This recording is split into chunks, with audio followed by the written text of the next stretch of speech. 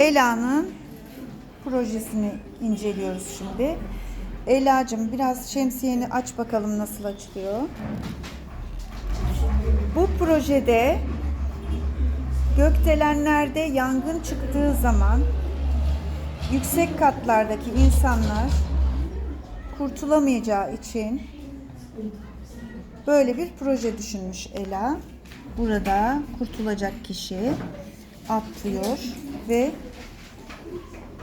özellikle şemsiye paraşüt yapmış. Çünkü paraşüt için açılma mesafesi olması gerekiyor. Ama şemsiye daha hızlı açılabileceği için şemsiye paraşüt yapmış. Kısa mesafede de insanları kolayca yangından kurtarabilmek için. Gayet güzel, akıllıca, zekice bir proje. Eline sağlık Ela'cığım. Teşekkür ederiz. Kapatabilirsin.